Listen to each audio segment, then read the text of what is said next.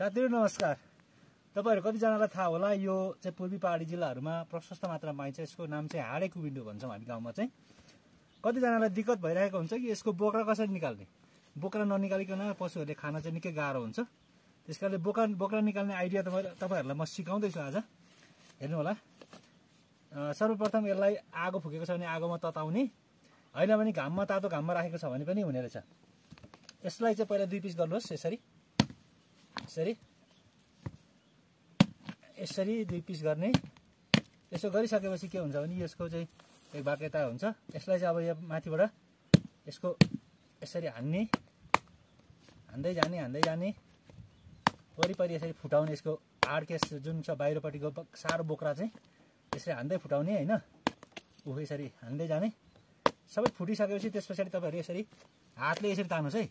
देख्नु होला नि है। देख्नुभयो? यसरी उकाइसकेपछि के हुन्छ नि अब यो सारो चाहिँ भाग गइसकेपछि के हुन्छ नि सुँगुरले भयो, गाईले भयो, भैँसीले, बाख्राले राम्ररी खाने गर्छ। हेर्नुस् त कति सजिलो गरी फुस्किन्छ। अब यो सारो चाहिँ यो के हो नि अब सबै उक्यो हैन। यो सारो चाहिँ बोक्रा सबै यसरी गयो हैन। यसरी गइसकेपछि के भयो त अब हेर्नुस् यो टोपी जस्तो भयो। एकदम नरम।